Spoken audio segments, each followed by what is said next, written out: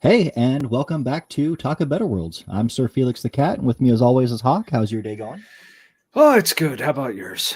Oh, just wonderful. Wonderful. I actually watched two movies today because after watching the one we watched, I had to watch the original because I needed like a palate cleanser.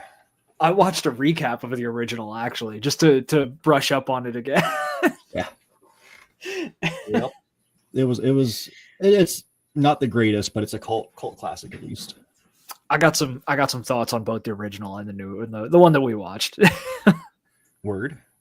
All right, so let's start with some news.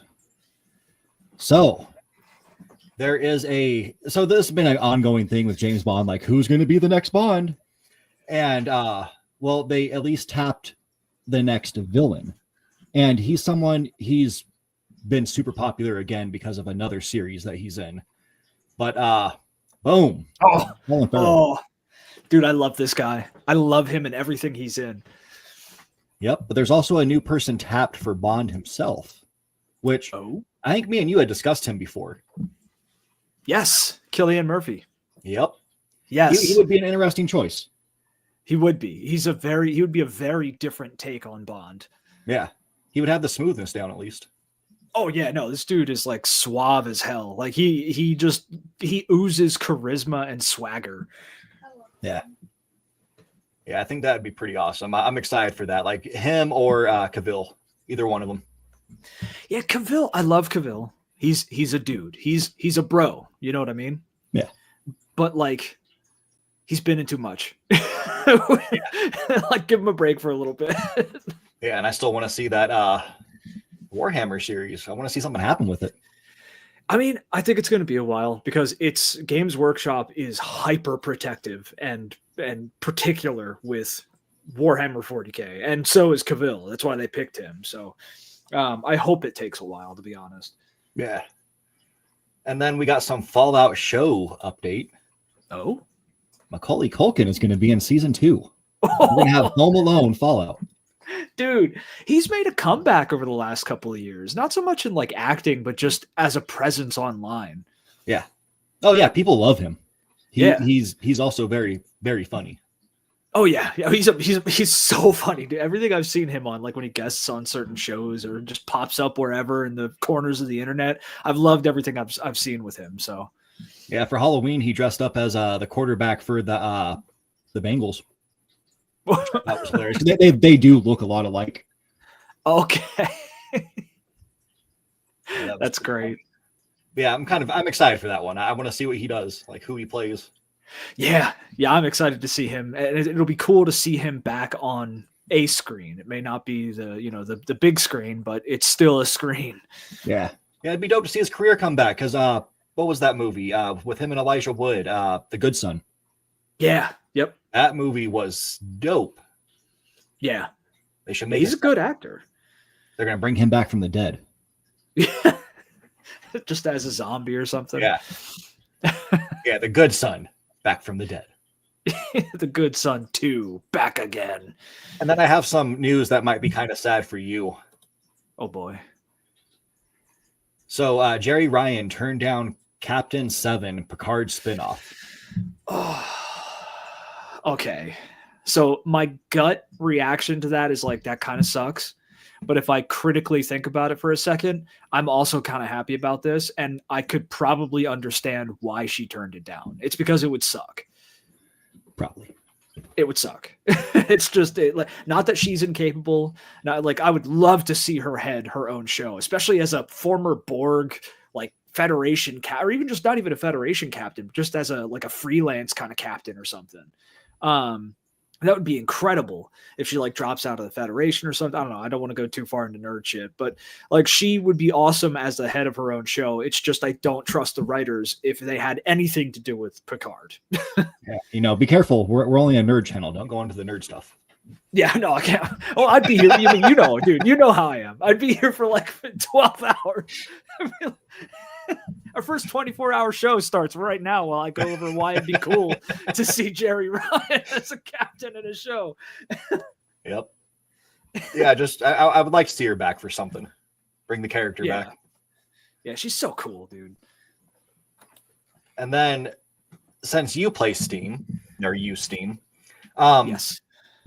there's a forgotten classic strategy RPG, Shining Force, is about to be delisted from Steam. It's not just Shining Force that's being delisted.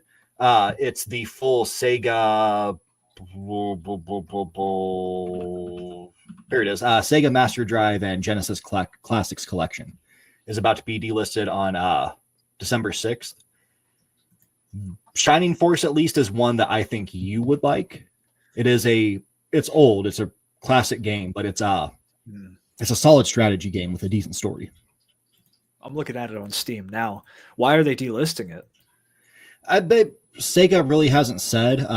Possibly they're going to come back with like a new bundle that they want people to buy. That's my guess. You think it's on GOG? It might be. Let me check.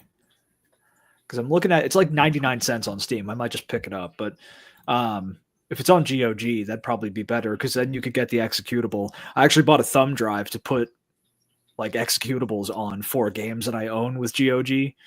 Nice. So that way I could have technically physical media. What is it? What's it called again? Shining Force? Yeah. Shining Force.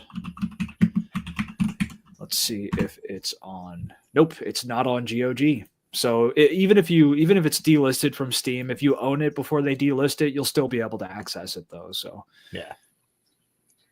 Yep, that is one for people to pick up. At least that one out of all the games. I know there's a few hits on there, but this is one. Shining Force 1 and 2, some of the best little strategy games. It was they got a whole before Final Fantasy Tactics. Yeah, it looks old, man. Yeah. They have a whole Sega bundle on Steam for under $40 with like a ton of games, of games. Yeah, that's the one that's being delisted, I think. Yeah, over 50 games. Sounds about right. And so worth checking out. Yeah. Then we got some comic book news. So DC hints at new plans to give the Ultimate 90s comic event an official sequel. And this is one that I do kind of want to see. It was a crazy storyline. The one they're talking about is Bloodlines. In Bloodlines, you have this like alien parasite that comes here and starts basically draining the blood from people on Earth.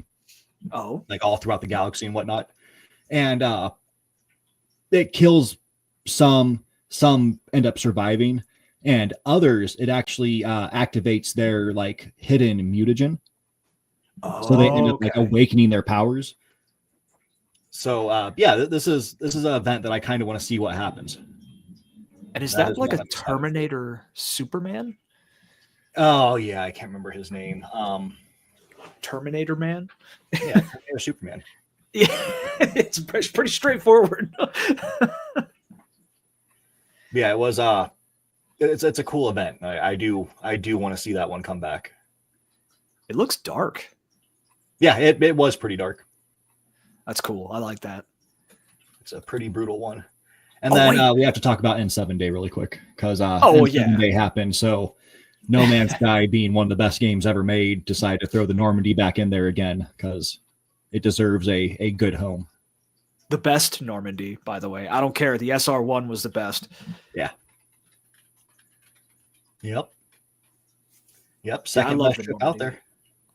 What's the first best? The Enterprise. Which Enterprise? The original one. Or I guess not the original one. From Next Generation. I think that's the D. Yep. The Enterprise D. My favorite is the Enterprise from what's it called? From the movies, from the Next Generation movies. Oh God, I can't believe I can't remember this. It's the Enterprise from the Next Generation movies. It's sleek. It's way bigger. It doesn't have a big ovular circle part in the front of it. It's such a nice looking Enterprise in my opinion. The Sovereign class, that's it. I forget the actual designation, but it's a Sovereign class Enterprise. And actually I have to take something back. Normandy is the third best ship out there because No Man's Sky currently has the best ship. Let me see if I can get this pulled up. Give me just 1 second. Dude, it's hard to pick the best ships. No, it's not. For me, it is. I love so many ships.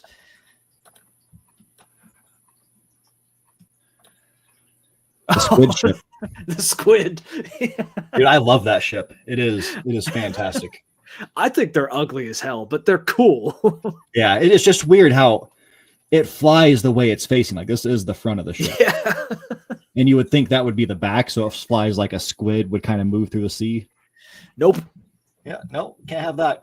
It's a face hugger squid. Yeah. But I don't know what's going on here, but it looks like a disaster.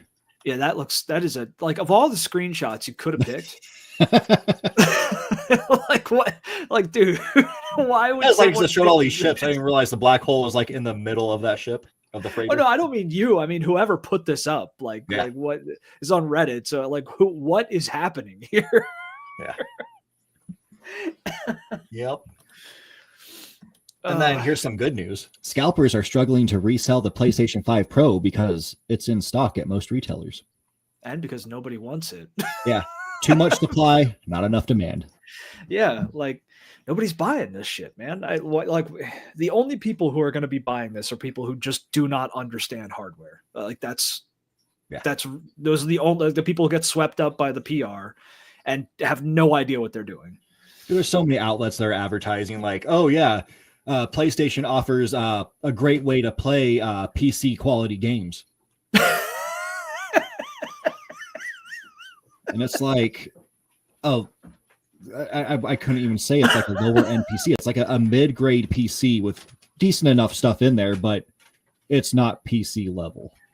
Well, like the scale for PC is so big. I would put the PS5 Pro on a lower mid-grade. Like it's the middle, but it's the lower end of the middle. And it could run decently. It could run some but like most of the games aren't even at 60 FPS from what I've seen. Like, yep.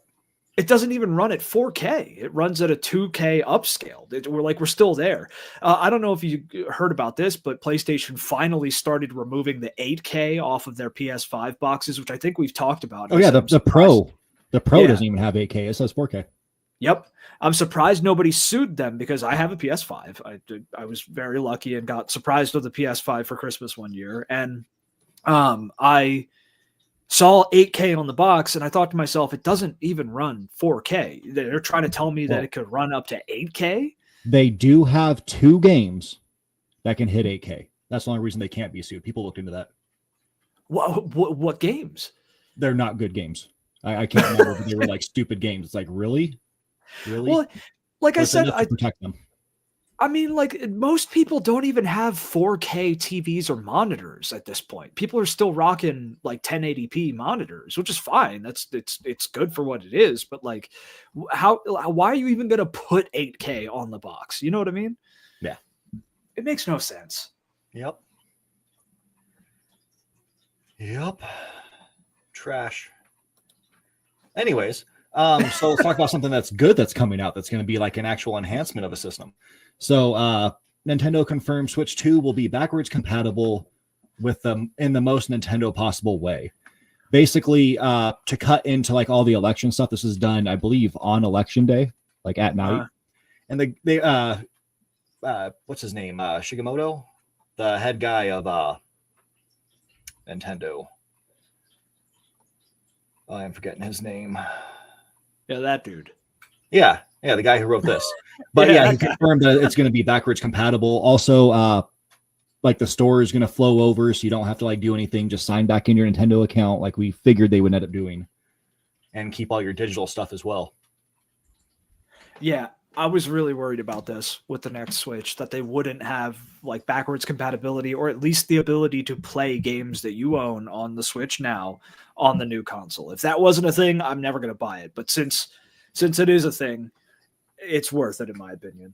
They just need to fix their store. Yeah. Because the e-store is trash. Like it's bad. You start to go through things and it's just load rage. Yeah. And then they also need to put up a filter to where you can like filter out all the hentai games, because that's I'm tired of seeing them. Like I go to like recent releases and it's like the top 25 games, there might be like 2 gems in there, then it's just a bunch of hentai games. And it's like copies of the same game over and over. Like, oh, this one she's dressed as a maid, but this one she's dressed as a maid holding a duster. They should do like Steam does, where it's recent popular releases. If you want to find all that stuff, you could dig further. But like the quote recent releases section on Steam is the most popular recent releases, so you don't get the hentai stuff. Yep. Yeah, it's annoying. It is such trash. Yeah, that's terrible. And then I read something crazy today, so I had to add it in here.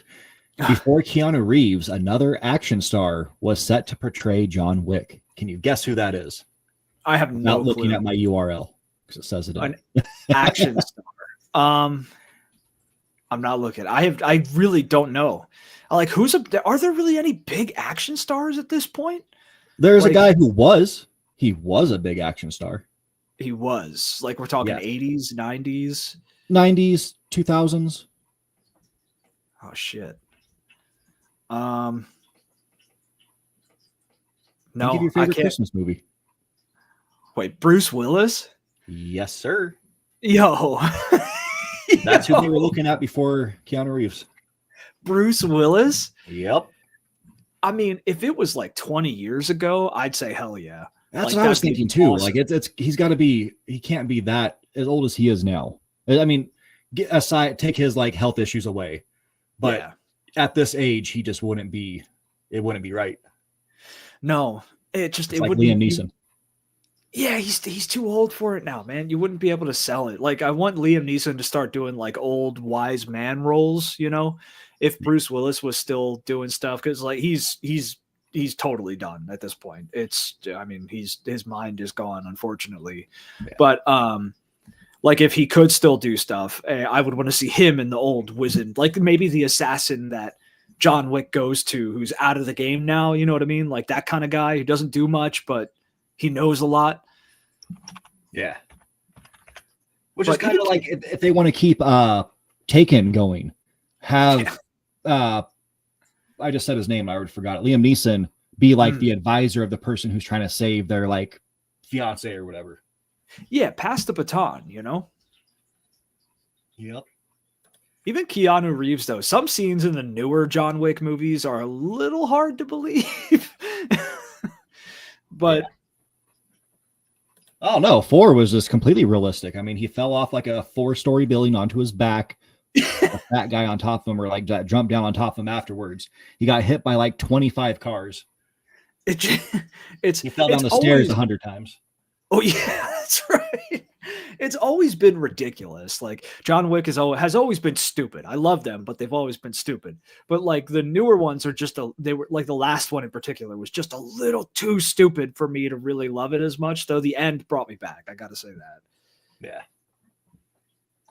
Yep.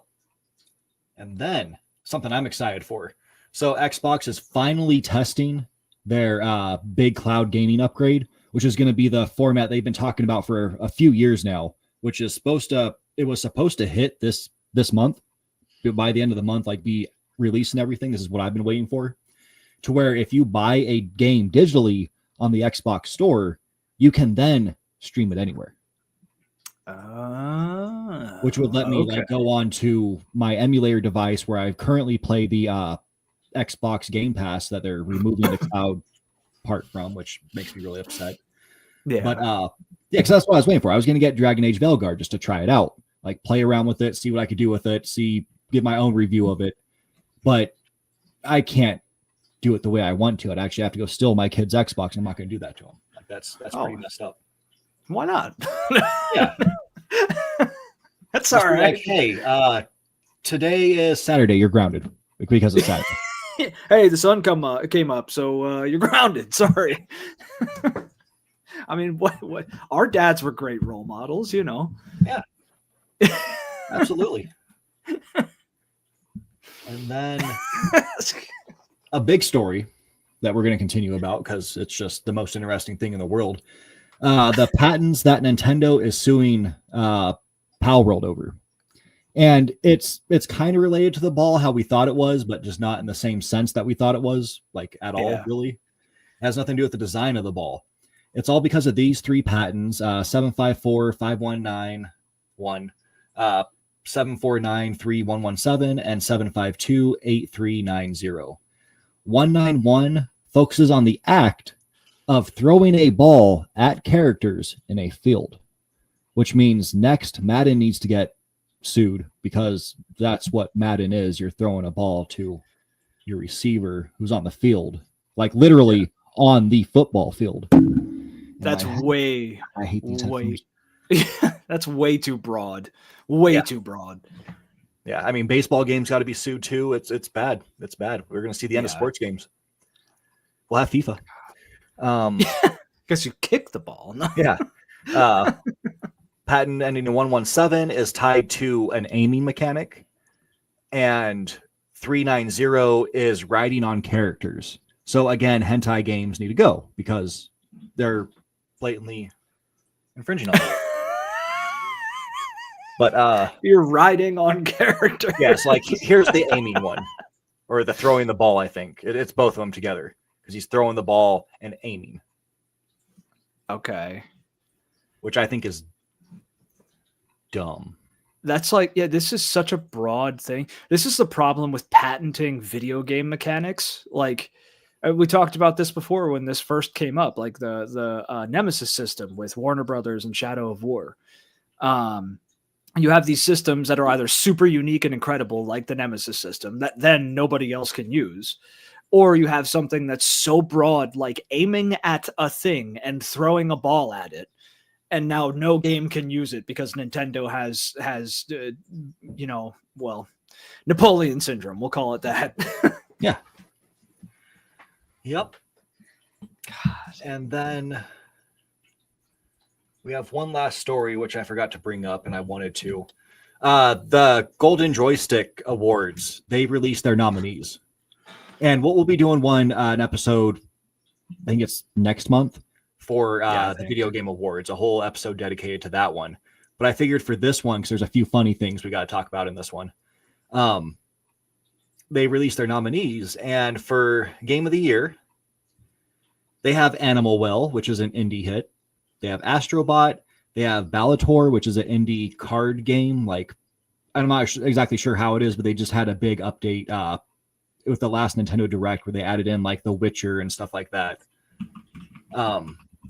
Black Myth Wukong, Call of Duty Blop 6, Dragon Age The Veilguard, Final Fantasy VII Rebirth, Helldivers 2, Metaphor ran ReFantazio, which I believe should just hands down win it.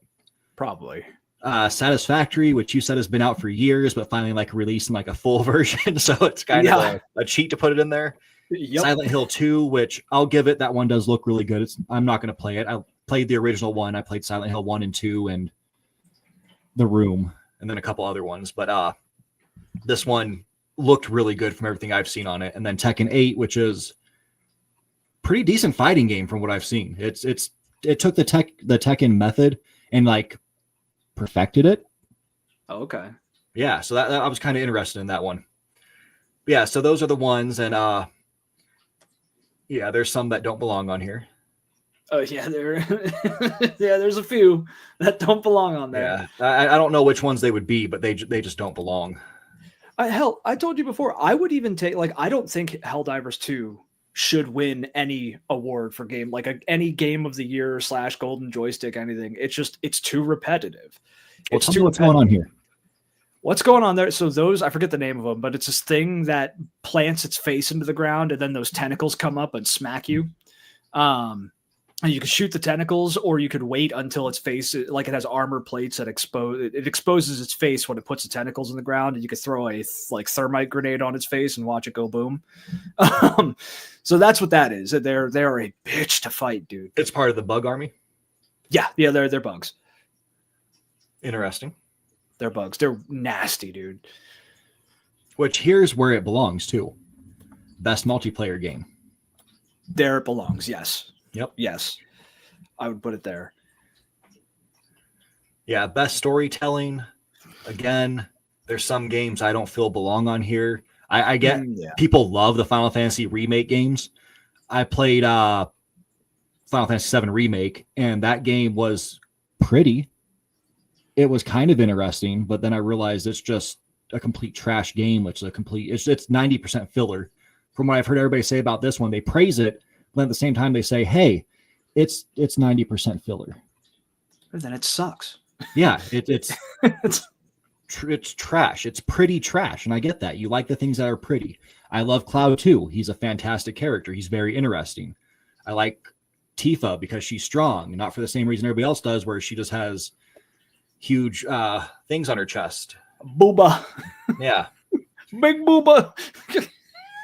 But here's where I think things get interesting for the awards. Yeah. Best visual design. And that is I don't know what Harold Halibut is, but the rest of these, yeah, they are beautiful. They are beautiful games. 100%. Yeah, those all belong for best visual design. I think, Metaphor barely belongs, I think. Like, visually, it is appealing, but it's kind of like empty. It is just sense. Persona 5 again, but updated. Yeah.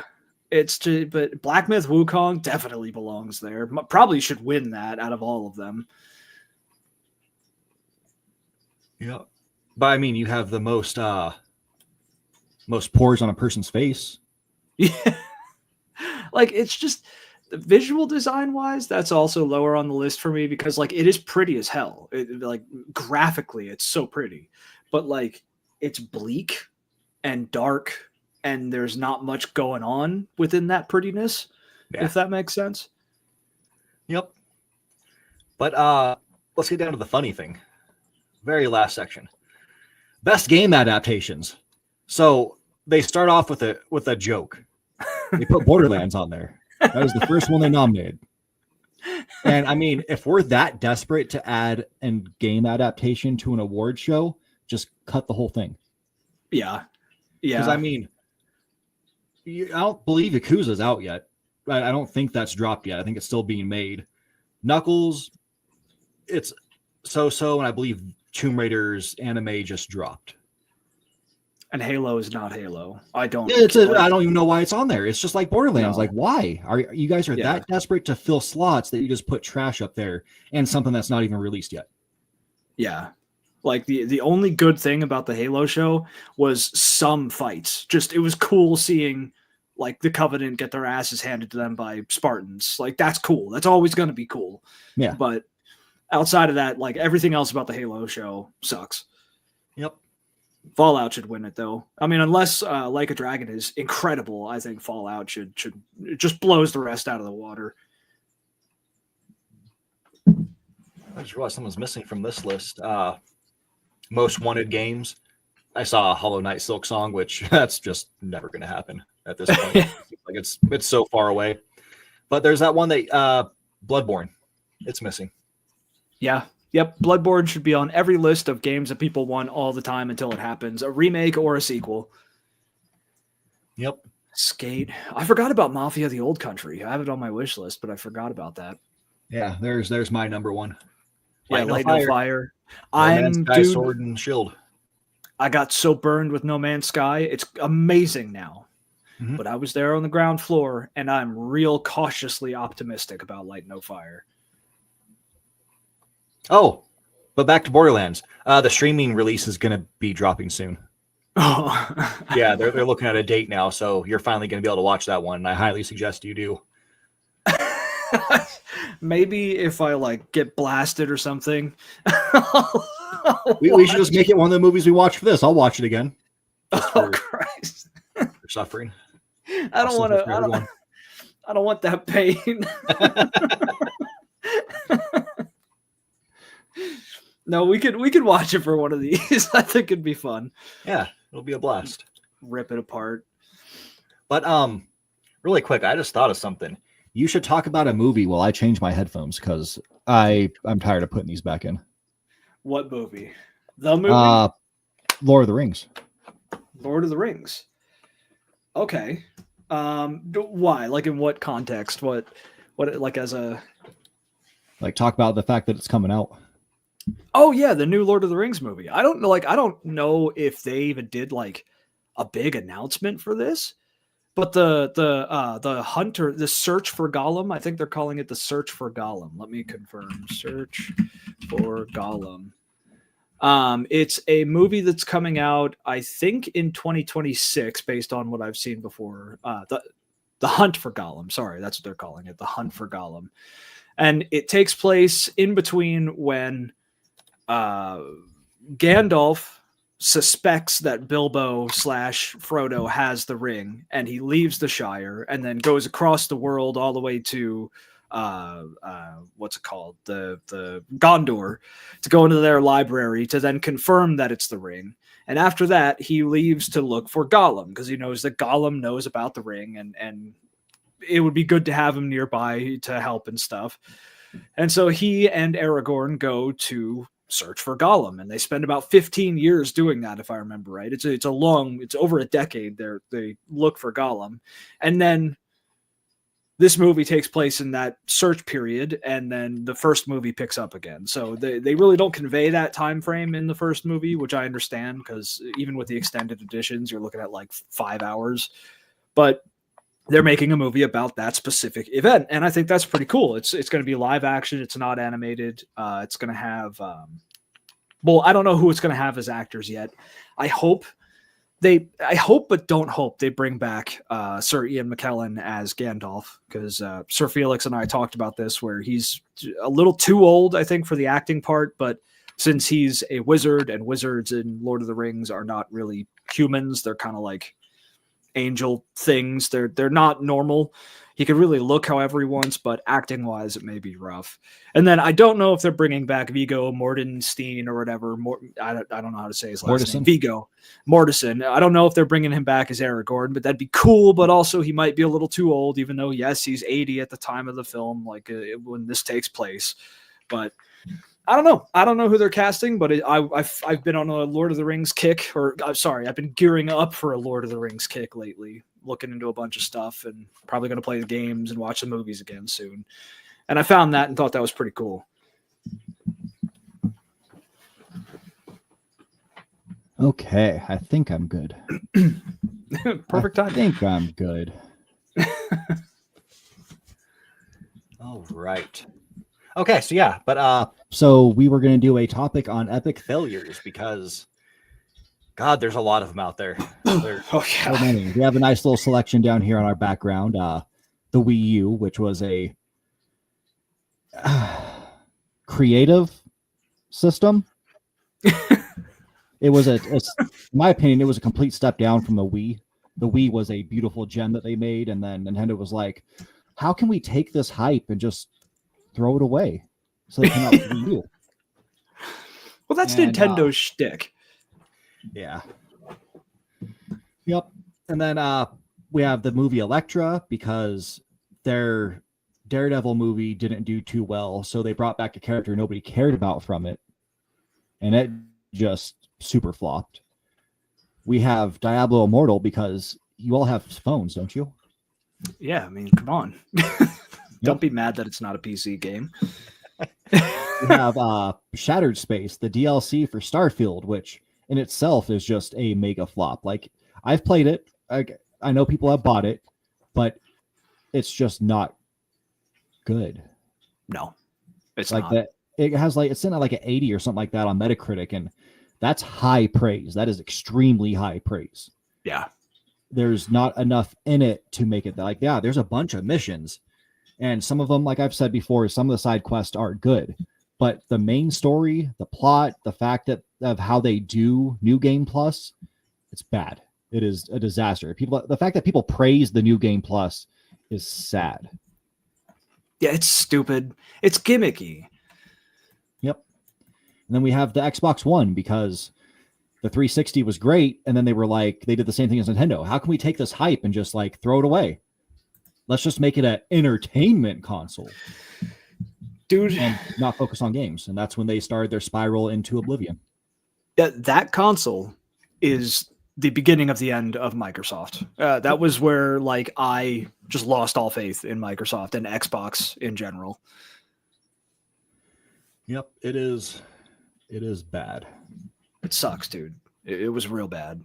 It looks like a VCR too. Like, I mean, I don't like, if you've never seen one of these in person, they're massive.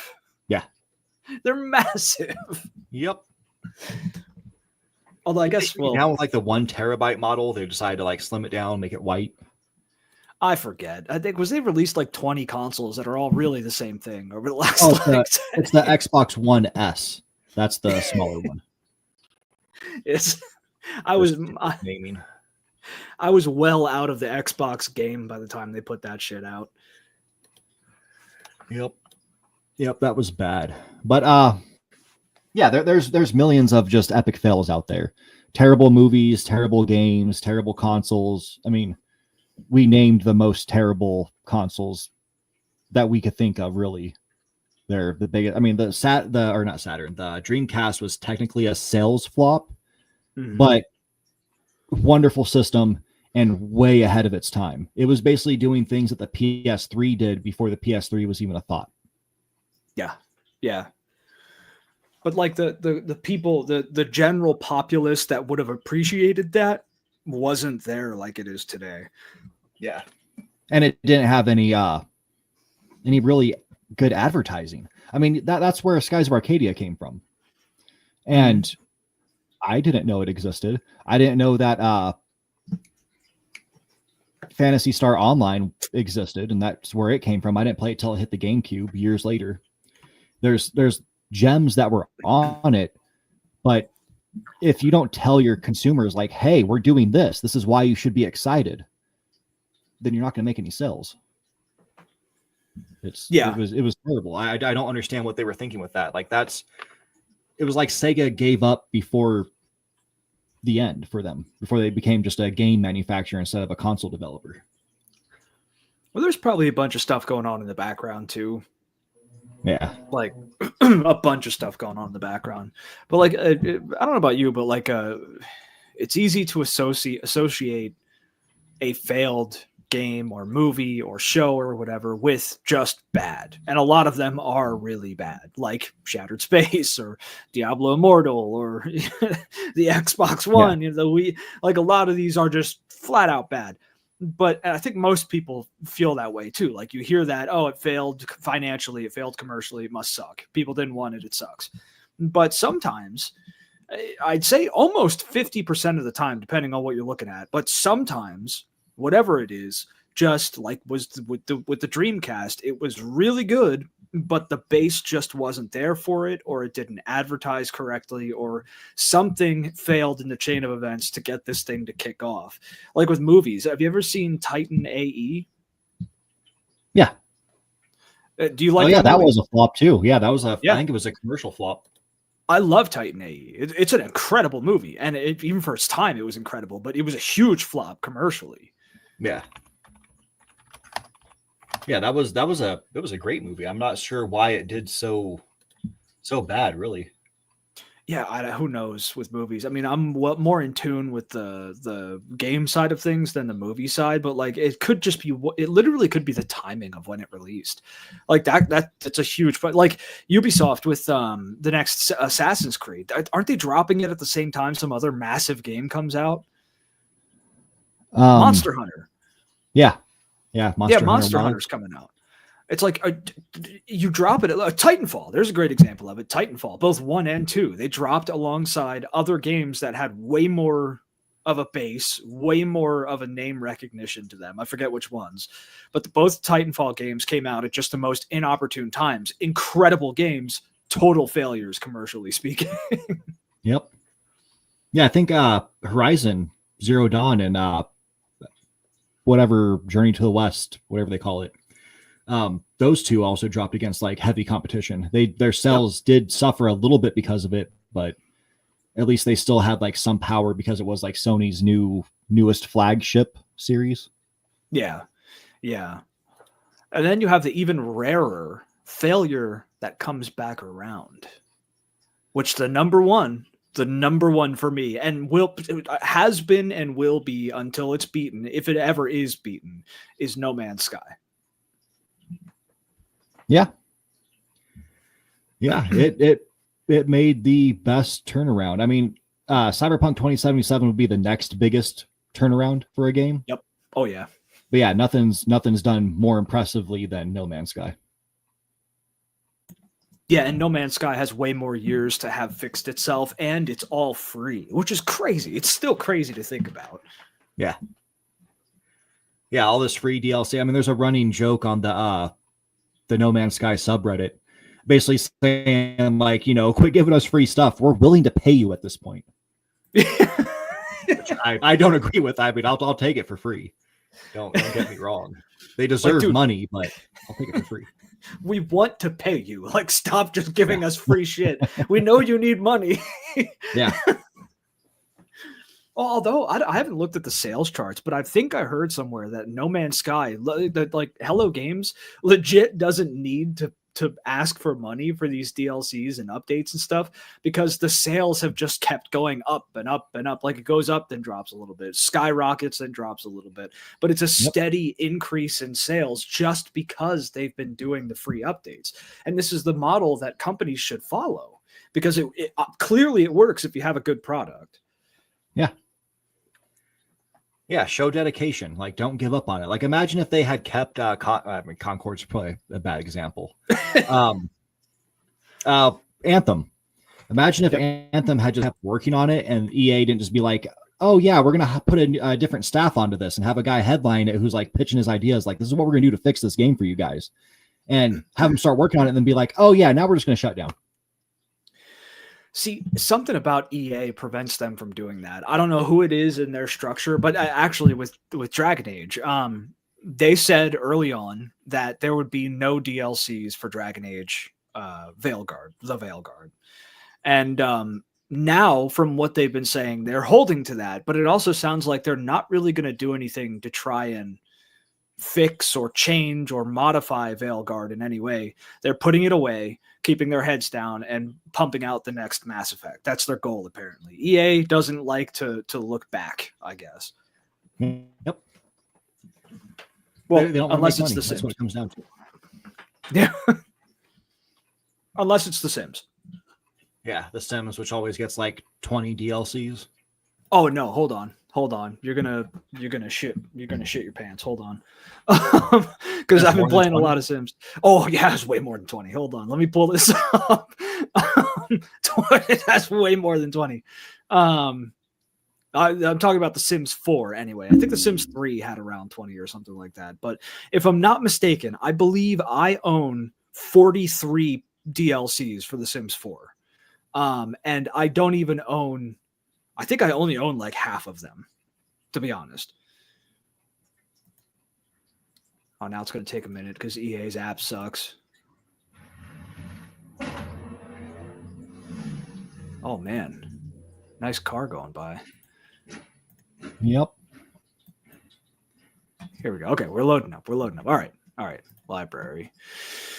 I have 47. I have 47 add-ons for The Sims 4, and I know I don't even own near all of them. So EA is paradox when it comes to The Sims. Absolutely. Yeah. Yep. Nice. And I will say, a lot of this, and I hate how they do this. I will preface this by saying I detest how they do this. But they have different like levels of DLC.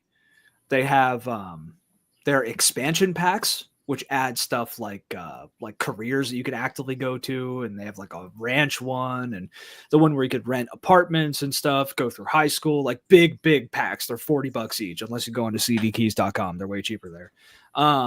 They have game packs, which add like magic or a jungle adventure, which lets you go to this jungle place for vacations. They have a Disney crossover that nobody should buy.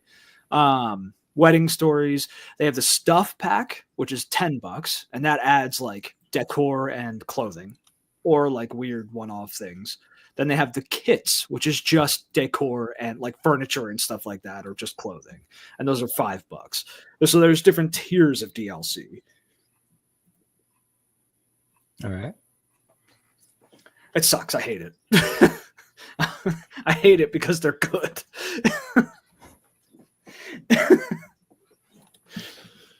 But no, I think No Man's Sky is still a number one failed game that turned around.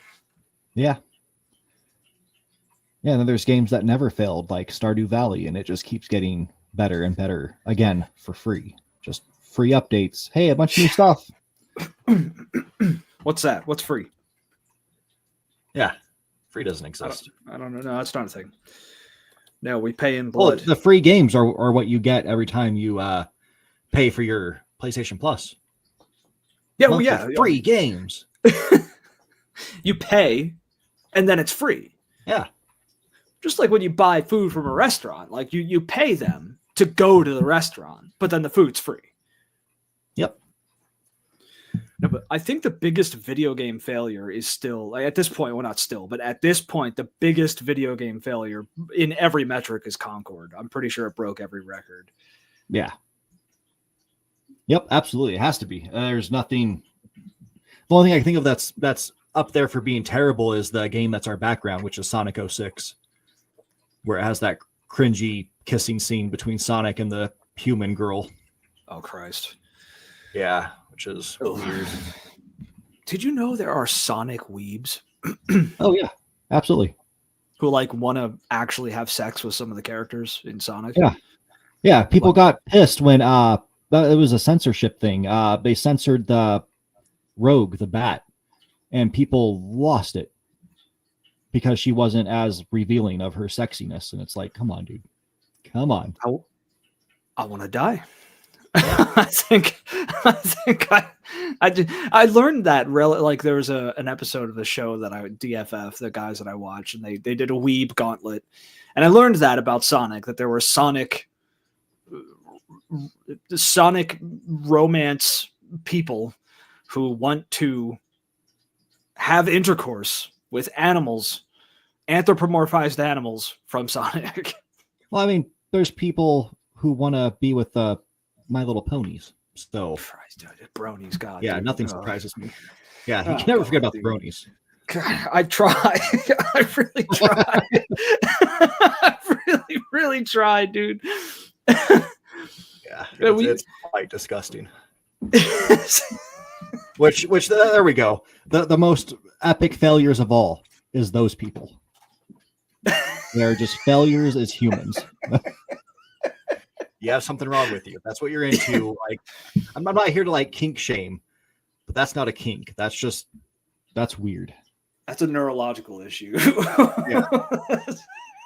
Yeah, I am not going to let you dog sit. It's just not going to happen. No, dude. No. Yeah. I don't feel safe with that. I don't feel safe around those kind of people in general, man. I don't.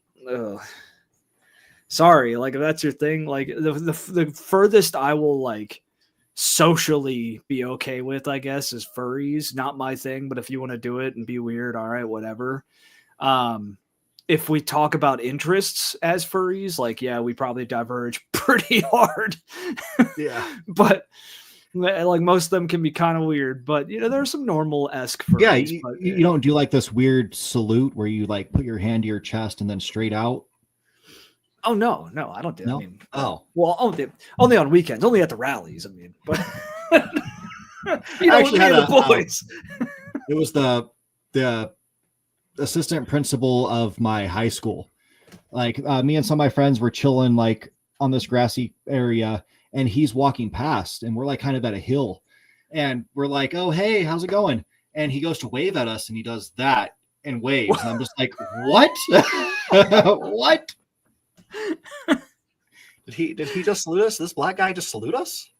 Oh, Christ. Well, you know, we've seen some news. Yeah. It's not Yeah, impossible. we had people running who were black Nazis. It's not impossible. And It's the guy like, got kink shamed for his disturbing stuff. it reminds me of that Chappelle skit where Chappelle plays a KKK member. You ever see that? Oh But yeah. I think he's blind. He's like Yeah. a black KKK member. Yeah. Oh God, they're failures too. It fits. It still fits in the show. Yeah. Epic failures, dude.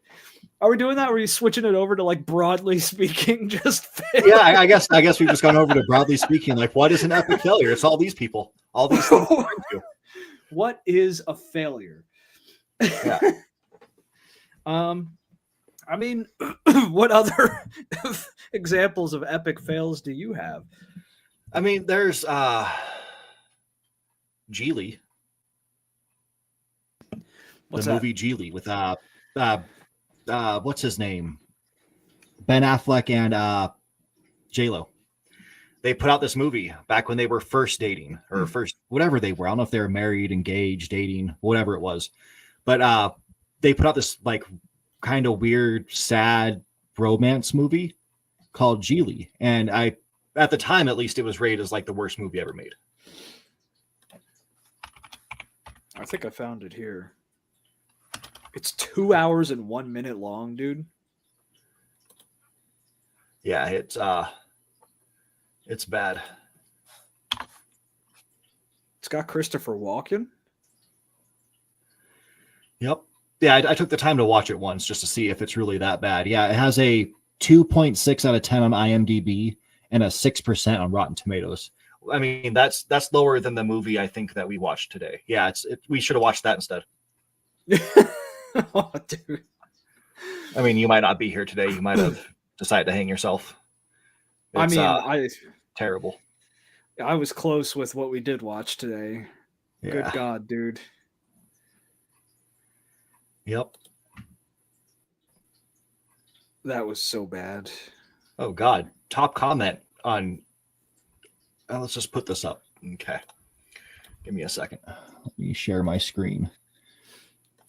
This has got me. I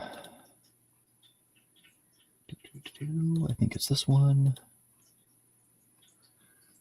Let's enlarge this a bit. Top thing on here. Starts off with a 4-star. I don't care what anyone says. I love this movie. At this point, you can tell you can't trust this person. Like with any, just don't trust their opinion.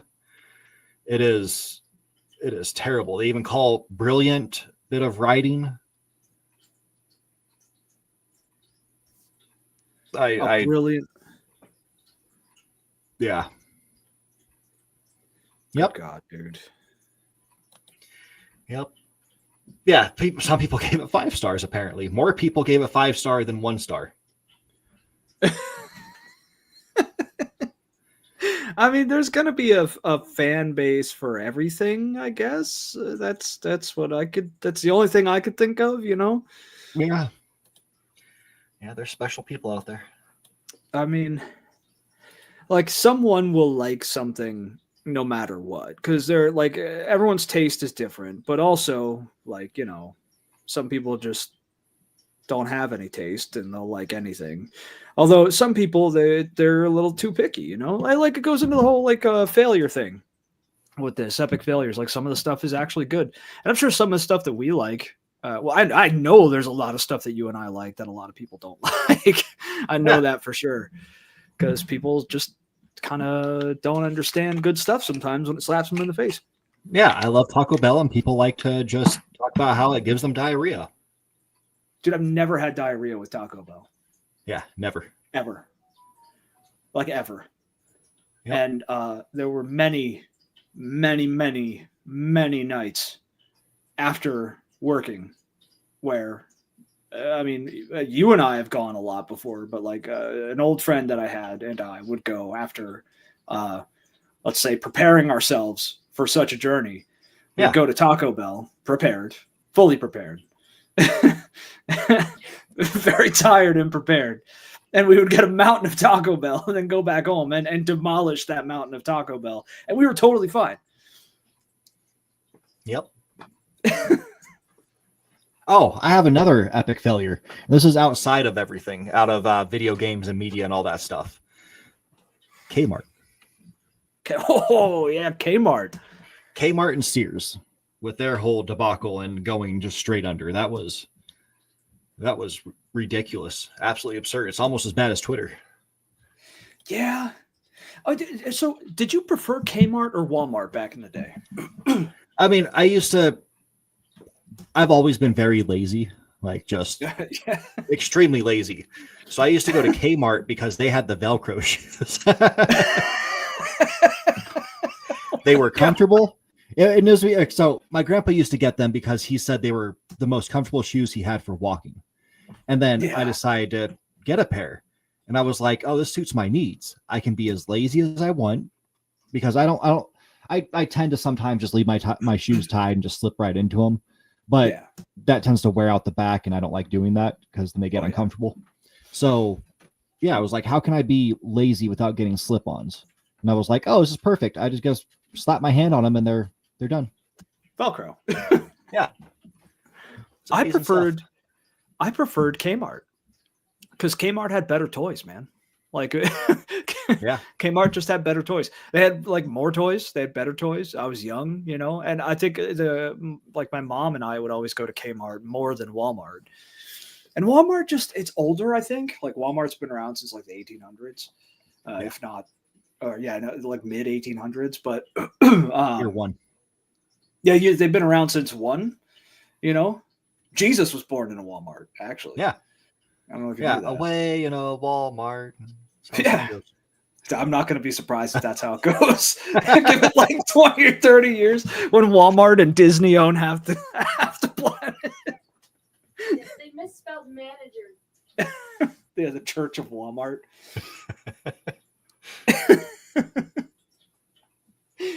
No, but yeah, I preferred Kmart. It was just better. Yeah, and like if you went to their video game section, you know what you could do? You could get assistance instead of having to like search the whole store to find someone to wave them down. So they call somebody else who's supposed to be working in that section. They're not working in that section because they're just off playing around somewhere. And if you just want to get this game, you just want to buy this one game that's on sale right now. But nope, it's going to take you about 35 minutes to an hour to get someone over to you to unlock that door. There's an epic fail. Have you ever seen someone working at an electronics section in a Walmart? Only if I get lucky and somebody already went through the process of flagging them down. I walk up after them. But without that's the only time you ever see it. I was gonna say I've never seen someone just without asking for them. Never seen someone working at an electronic section in a Walmart ever. Yeah. Yep. I wonder why. Yeah, the effort of one is like the best one because you can get lucky there. That's the only one ever. Yeah, that area is the best. Oh, we lost him. He probably disconnected himself. That's what birds do. But yeah, Walmart is a store. That's the most I can say about that. It's a store. It's not my preferred store. I will not go there. I miss Kmart, but the way they did business and them and Sears together just destroyed everything. Yeah. Well, Sears, dude. Sears that's a huge failure. You want to go into epic failure. Like Sears was the company, at least in America. Like Sears They were the tool store. They were the tool store in the mall. Oh, they're more than that, dude. Like by the time we came around, they were the tool store in the mall. But like Sears, they had the big Craftsman deal. Oh yeah. But Sears back in like the 1800s, dude, was the store. Sears was just the store. Like you bought everything from houses to like common like goods from Sears back then. I think they're the ones that started layaway too, if I'm not mistaken. I could be wrong. I think so. I don't know I'm pretty sure it was them. But like most of these old houses that you see were straight from a Sears catalog, at least on the East Coast. Like a lot of these houses, and somewhat going out west, but they were put together from a Sears catalog. You bought it and they delivered all the materials and stuff, and you put that thing together, and it was cheap. I'm not talking about even today's standards, but like even back then it was a cheap but effective way to get a house, and you could buy everything from Sears. And now they're gone. They're just totally gone. Yep. I remember seeing the one Park City Mall, seeing that Sears. Like you walk into it and they shrunk it down a little bit. I'm like, okay, whatever. You go back like 2 weeks later and it's like a quarter of the store. The rest of it's just empty. They have curtains up so you can't go past it. And then they put like barriers around that because it was just empty. Emptiness. Yep. It's weird, dude. Empty department stores creep me out. Yeah. I mean, that's like the mall nowadays. It's just empty stores. Yeah. I mean, rightfully so, though. Like, I was a mall rat back in the day, but like the mall just kind of went to shit in every way. Yep. Oh, so I went to Berkshire Mall the other day, which was kind of awkward. I went there because I was going to buy, I had to go into Victoria's Secret to make a purchase, and I did not have my wife with me. It was for her. Okay. And it is you mean for yourself? Yeah, for myself, for my cross dressing. They I was getting bras. And I'm having to walk through there and like pinch them all to find the right one. I'm like, this is so awkward. Let's be quick. Let's be quick. What's this freak doing pinching all the bras over there? Yeah, I'm like rushing through it too. Like, I don't want to be here. I don't want to be here. I don't want to be here. He looks all flustered and everything. Just go over there and check out what he's doing. But as I'm walking through it, there's this store, like right past one of the entrances. And they literally, there's 3 people sitting there, each with like sitting on a chair and with a little coffee table in front of them. And they each have one item on that coffee table. That's what they're selling. What? Yeah, like one had a bowl, another one had a pot, and another one had like a kettle, and that's all they were selling in that store. Is this some kind of like hipster shit that I missed or something? Like what? Apparently, I thought it was like some like we're trying to cover up the fact that we're selling drugs out of this like unwalled store, but yeah, like if you order the bowl, you get like an ounce or something. Yeah. Yeah, that'll be like 3. I don't even know how much an ounce would be anymore. Not that I ever knew. Never knew. Nope. Yeah. Never knew. I have no experience with that whatsoever. Yeah, there were a few stores that were awkward like that, and it's like, why is this a thing? That is weird. Yeah, but the mall's been bleeding out on the floor for like what, 10 years? Actually, I mean, even when we were younger, we like the mall was still bustling. It was still dying at that point. Yep, at the height of Hot Topic and Spencer's, it was still going down. Yep. Yeah, and I wonder why though. Like, I just don't like. I know the internet killed a lot of physical stuff. You could. It was JCPenney's. My bad. For layaway, it just hit me. Oh, okay. Yeah, it's I one of why the that ones. came to me. JCPenney. But no, like I know the internet killed a lot of this stuff, and I'm sure the internet contributed to the failure of the mall. But like, it's got to be more than that. Yeah. I mean, everybody wants to blame Amazon. It was Amazon. Amazon killed everything. Like, if that's the case, Walmart wouldn't exist. And you know what? Walmart exists. Really? Wait. What's Walmart? Yeah. I only shop on Amazon with my Disno bucks. I don't know what Walmart is, dude. Yeah. Wait, what year is it? So I was actually on Amazon earlier, and I was looking at sweats, and I found some, and I was like, these sweats look really good. Why are they $5? Oh. And I was like, okay, well, I'm going to get a couple. And it said, like, buy 2, save 10%, buy 3, save 20%. So I added 3 to my cart. And then I found out they charge you for shipping on each one. And it's $10 shipping. Oh, yeah. So I'm there expecting $15. And it's like, okay, I'm paying over 40. What's going on here? there it is. Yeah. There it is. Yep. Yeah, they do that shit a lot on Amazon, dude. I've noticed that's happening more lately, at least from what I've seen. Yeah, you have to, every time you go on there now, you have to hit the Prime slider, so it shows you just Prime shipping stuff, what you're paying for. Yep. It's more shitty practices. Yep. Yeah, they're turning into Temu. Yeah. Wish. There's another one, Sheen. I don't know how to pronounce it. It's another Sheen. Temu. Pretty sure it's Sheen. Throw it in the trash. Yep. It's a waste of time and money, dude. Unless you want to buy like something super stupid. Like, I don't know. Sometimes like, I don't have Wish anymore, but it used to be fun to just go on Wish and find just stupid stuff to buy. Yeah, Like, I have I think I have it down here. I got these little waterproof match things. You fill it up with like butane or whatever the liquid is. And then yeah, you just strike it there and it stays lit, and you can get it wet and still works. They're pretty interesting. It worked never. Yeah, it worked never. Yeah, no, just never. It was an epic fail. Yeah, and what was cool is they sent me a couple of them. Oh, nice. Yeah. Was that by accident or? Actually, one of them worked once, I think. Nope, it's still unburnt. So yeah, I thought one of them worked, but maybe I'm just insane. Wishful thinking. Yeah.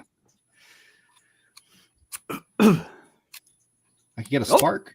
Oh, Yeah, epic fail. Look at that.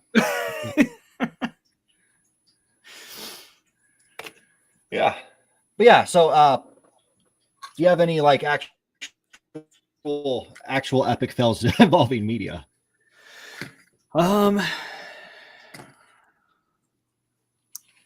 Like more movies or games or whatever. Yeah, something else that stands out besides the ones we mentioned, like No Man's Sky, and then coming back, everything Xbox after the 360. Well, before we went on, we talked about Evolve, which we're both upset about. Oh yeah. Yeah. I mean, Evolve was an awesome concept, and later games do what Evolve did. Like Evolve was one of the first games to do that like style of hunt type game. But now there are games that are really big that do the same thing. And I think it was just another case of releasing at the wrong time to the wrong crowd, basically. Yeah, this was a beautiful game. Yeah. It's very sad that it's not a thing anymore. Yep. It was 2K game. Turtle Rock Studio, I doubt they're around anymore. Probably not. Or they've been bought up and absorbed. Yeah, let's see. Oh, it doesn't say a closure date. Oh, wait, did they make Back for Blood? Which was another failure, if they did. Let's see. Yep. Yeah. Or I made an expansion at least. Yeah, and they worked on Left 4 Dead.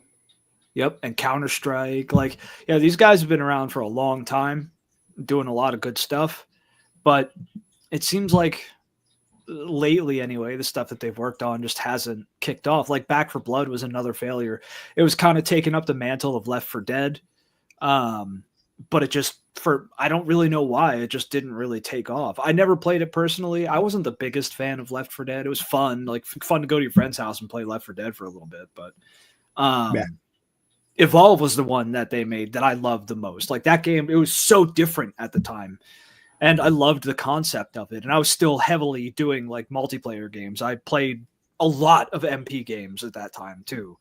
So I was really excited for it, but then it died. Yep, I got it late and it was already dead. And yeah, nobody was playing it online. And so I had to just do the single player mode, and that was impossible to do. Just next to impossible. Yeah. Because like if you're playing as the humans, you're gonna get destroyed. And it's like, okay, well, let me play as the monster then. So you play as the monster and the humans are just complete gods and you're gonna get destroyed. Yeah. Yeah, but it sucks even more now knowing that there are pretty successful games that do the exact same thing. Like the Predator game. Yeah. You know that Predator game? The newest one? Yeah, I forget what it's called, but one player plays as the Predator and everybody else is a human. And the Predator has to hunt down the humans. It's a pretty straightforward premise. It's the same thing as Evolve. I mean, now the Predator game didn't really like blow up, but it's moderately successful. There's still a player base on it after a couple of years. So, Yep, unlike Evolve. I mean, it died quick. I don't think this game even got off the ground. Like it was like a year at most before people just stopped playing it. Yep. Yeah, we've had some ones that were good, and we just never got anywhere, and it's sad times. I'm trying to pull up another one if it lets me. Here we go. You're gonna remember this one.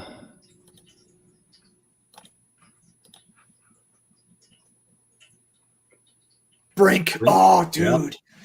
Oh, that was such a good shooter, dude. Yep. The movement, like just the movement mechanics were beautiful. Absolutely. Because like, I'm not the biggest on shooters. I love this game. Absolutely. Oh, yeah. Love it. Yeah. That was Bethesda? Yep. It was Bethesda. And its aesthetics were awesome. Like it looked unlike anything else at the time. Yeah. Yeah, the guns were crazy. It had a cool story too. The story was actually pretty cool. It's like anarchists trying to take over this like utopian city. Yep. Yeah. Yeah, showing all the corruption that was in it. Yep. Yeah, Brink was awesome, and you played as like the forces of law or the quote bad guys, aka the dudes who are trying to expose everything is terrible. Yeah. Arguably the good guys. Yeah, I mean, they were on the cover. They were the good guys. Yeah, they were the good guys. But you play as one of these two teams, and it was multiplayer only. If I'm not, I think you could do bots, but it was mainly just multiplayer. Yeah. But the objectives were cool. The movement was cool. The weapons and classes were really cool. Yep. Just like, what's it called? What's the one with fantasy? It's like modern meets fantasy. And they made those isometric RPGs based off of it later. What's it called, dude? I have no clue. Shadowfall. Shadowfall. I'm pretty sure. Killzone? No, not that one.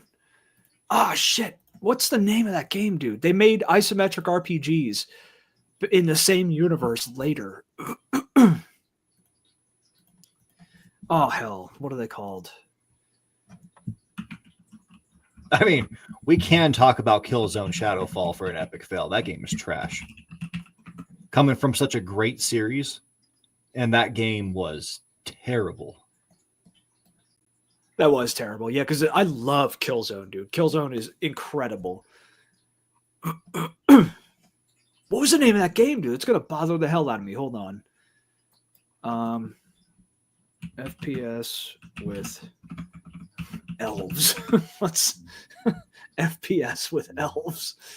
Yeah, because it was like modern.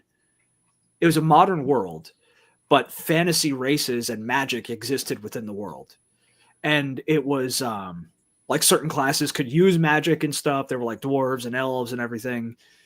But it was a shooter on top of it, and it was multiplayer. And they made some isometric RPGs based off of it later that weren't really critically acclaimed. Shadow shooter. This is going to bother me, dude. Yeah, I can't think of anything. You have them, too. I know you have the isometric games. We've talked about them before. Hold on. I have to go look at my games. Owned games. I know they're here. Hold on. I have too many damn games, dude. I thought it was Shadow something.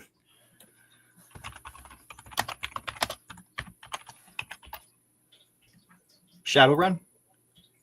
Shadow what? Shadowrun. Shadowrun, yes. Yes. Shadowrun. That's the one. Yep.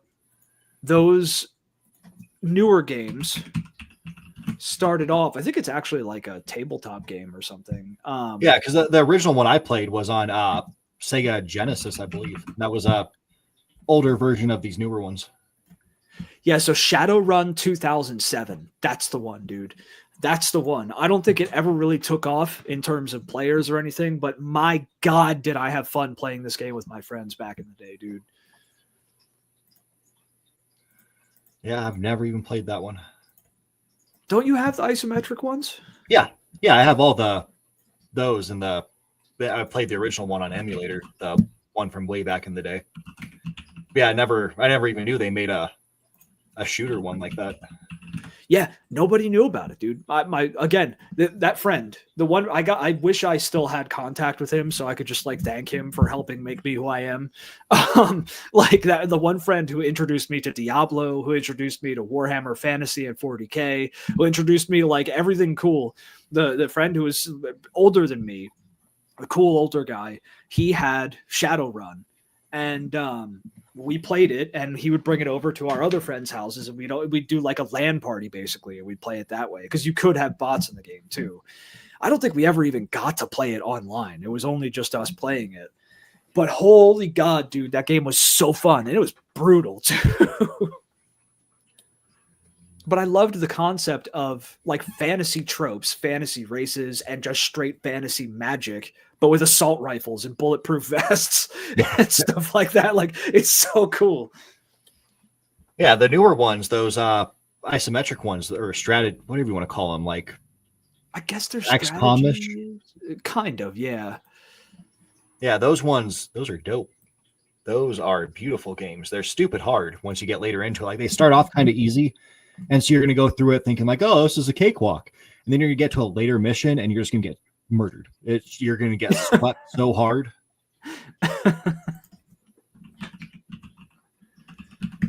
I still have yet to play those. I own them. I found them on Epic. I have them on Epic, but I have not played them yet.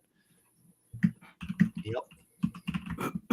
They are worth. I was glad they put them on the Switch, so I get them there too. So now I own them twice. I own them on PC because I got 2 of them from Epic. Because when I tried to get them from Epic, they only had 2 and 3, so I had to buy 1 off Steam, or maybe it was GOG somewhere. Dude, there have been so many Shadowrun games. Okay, so before the one that I played in 2007, there was Shadowrun 1993 and then Shadowrun 1994. You probably played one of those or both. 93. Oh, and then there was 96 too, but it looks like that might have only been Japanese.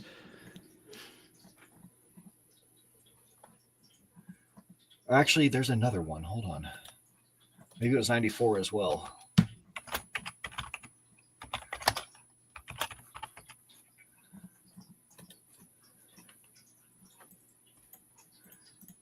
Trying to see what it. Okay, so I played both 94 and 93 because I played the one on SNES as well. Yeah, and looking over it more, I'm realizing that Shadowrun 2007 was a bit divergent from the rest of the Shadowrun series. It's not cyberpunk, which I would say that the other Shadowrun things are more cyberpunk than anything else. But it's still that whole concept of magic meets the future, effectively, and it's such a cool idea, and I have no idea why it didn't take off. Yep. But we should talk about our movie. Because that is one of the most epic of fails I can think of. Nope. Gotta go. See ya. Let me get this pulled up. So I'm a big fan of Stephen King, and whenever I see like a new adaptation of one of his works comes out, I'm guaranteed to watch it or at least buy it. Like I own what is it called? Dr. Sleep, the sequel to The Shining. I bought the movie, but I've never watched it. I need to. Yeah. I'm ashamed of myself for that. So Wait, we never watched seen The Children of the Shining? Corn. No, I watched The Shining. I never watched Dr. Sleep, which is the sequel. Oh, I read the book, okay. Just never watched the movie. Oh, okay. but yeah. So we watched Children of the Corn. This is a very weird movie, just not related to the movie itself. Let me scroll down and show something. So if you see up here, it's listed as Children of the Corn 2020. But when I scroll down here, you can read this, and it's Children of the Corn 2023. I don't understand what happened here. I mean, even here, initial release 2020, but it wasn't released until 2023. It got its theatrical release, 18-day window, starting March 3rd, 2023. And then Numbers are hard. Yeah, I don't know what happened here. But it became it was a Shudder film, which I forgot about Shudder as a streaming service. I love Shudder. Yeah, I liked it until they screwed me that one time when I paid for a year. And after 3 months, they just cut my thing and I couldn't get it back. I even tried asking them, like, oh, we got to pay. And it was like, I paid for a year. Wait, what's a year? Wait, what? Yeah. Yeah. So, Children of the Corn, 2020, 2023, whatever you want to call it. It basically tries to retell the story of the first movie in a completely different way. And it has nothing to do with the first movie. The first movie being something that I love, and it's also not reviewed very well. I believe it has 39% Rotten Tomato, 5.6 out of 10 on IMDb. But it is a cult classic. It does have like a strong following of people who do love this. A lot of people from back in the 80s loved it. When I first watched it, I loved it because it's crazy. It deals with religion. It's got a guy playing a little kid who was actually 25 years old at the time. He's just a small guy.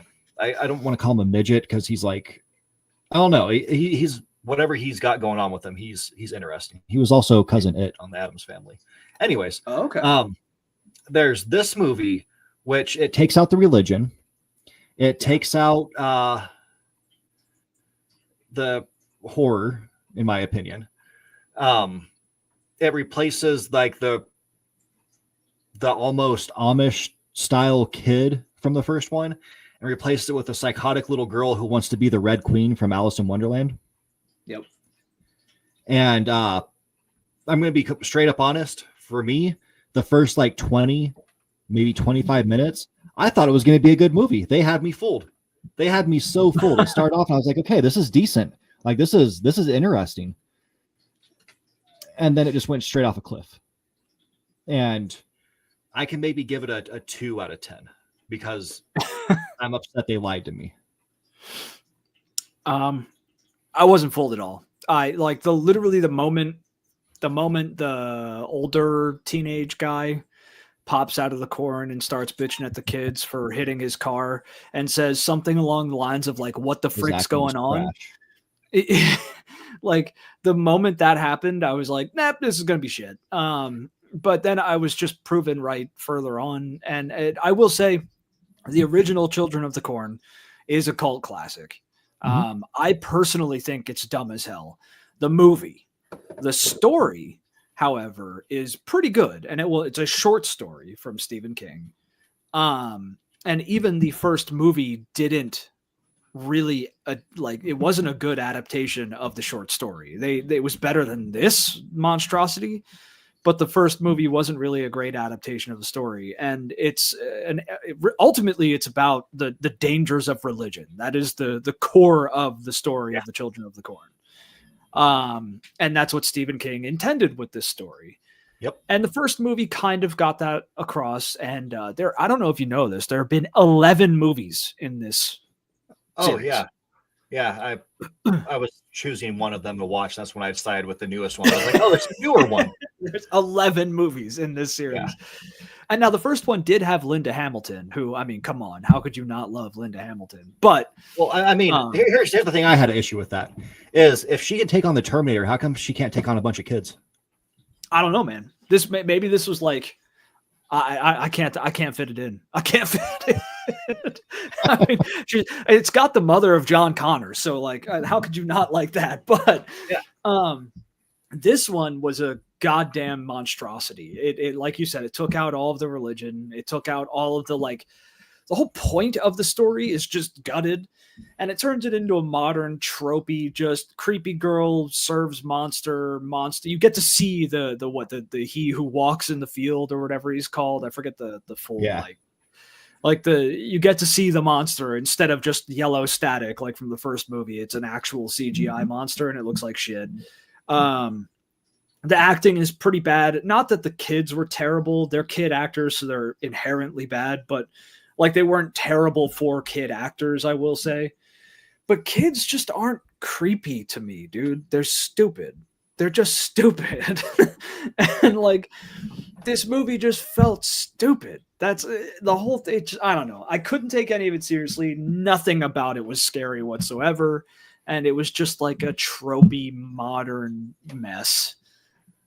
Yeah, they even had chances for jump scares, and they just decided not to take them.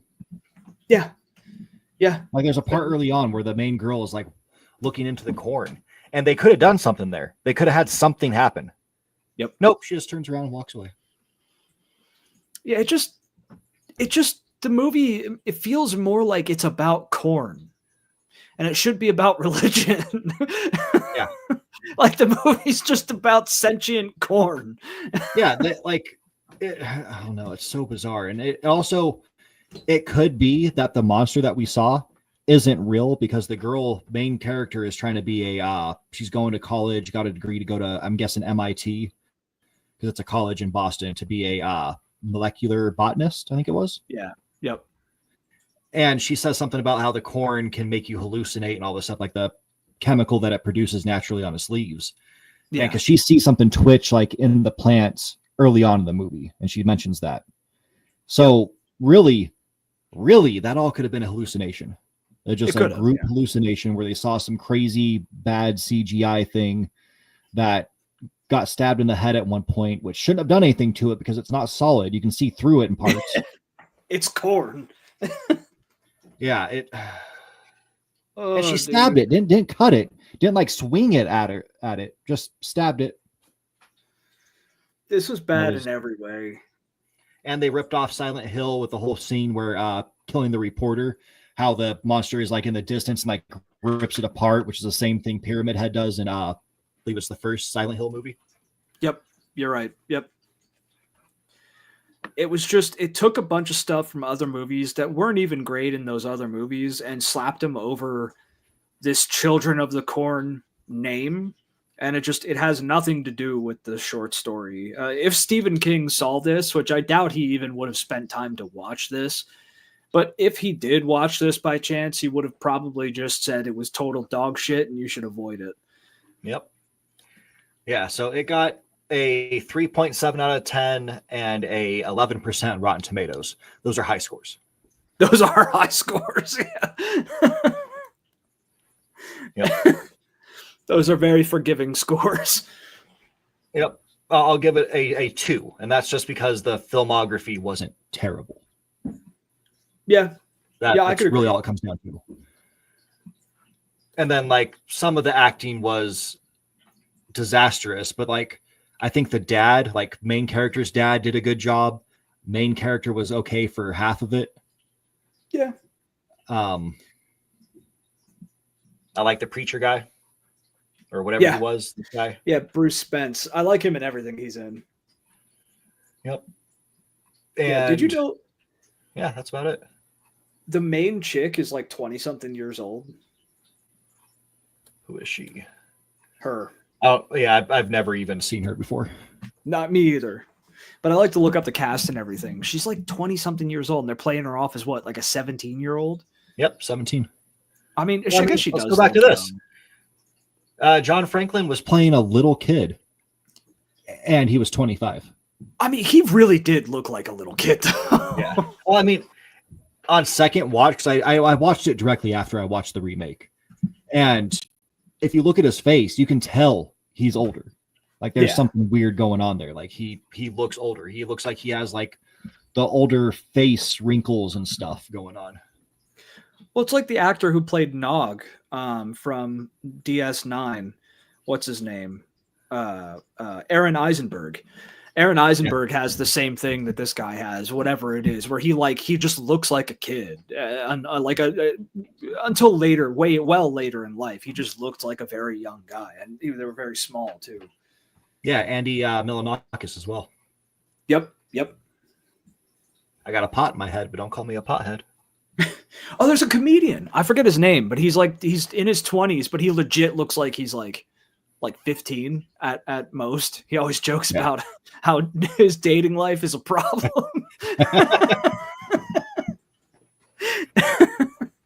Imagine seeing someone like that at a bar drinking. Like how concerned you would be. Well, there's so many, like, I can't imagine having to live like that, dude. Like there's a lot of shit you'd have to go through having to deal with that. It's rough, man. Yep. So it's a movie that exists. If you are interested, watch it. We don't suggest you do. Just don't. Just don't. Yep. Not worth it at all. No. All right. Next, we have a pretty lengthy SCP. Oh wow, this is very long. Yeah, I was skimming through it. We don't have to do it all. Just you could choose sections. There's a bunch of like stories that take place in it. Okay. You want me to read it? Yeah. Yeah, I'll give it to you Okay. this time. Share screen, entire screen. Gonna get a little trippy. Okay, can you see it? Yep. Yeah, we're at 200%. All right. Okay. So we're jumping off of the last one, which wasn't that SCP-2677? I believe so. It's the like supercomputer thing that's sentient and wants to die. Because it serves something called the Master, but it won't say who the Master is. And this is Dr. Daryl Lloyd and Daryl Lloyd may be the master, if I'm not mistaken. Yeah, that's what it kind of seemed like when this link popped up. But yeah, we'll find out. And so we're gonna do a little digging into Dr. Daryl Lloyd, whoever this is. So, so architectural issues. I don't think this is relevant to Lloyd, or is it? I don't know. Most of the physics puzzle skips have been moved out of, so whatever that means. Been moved out of Site 56. As far as I'm aware, only Keters on 5.6 are 105. Yeah, this is gibberish to me. Okay, so Dr. Daryl Lloyd jolted awake with a pained gasp as normal in an emergency light lit room. Well, that is a hell of a combination of words. Where klaxons blared and gravity was off by about 30 degrees, which was not normal. Okay, breathe in, breathe out. They probably put him in some containment breach on the moon or something. Hardly any worse than the last time, which is a hyperlink, I believe. Hardly any worse than the last time, but he was hoping at least a few more weeks before some chucklehead busted his head open like a hard Play-Doh. This is strange writing, dude.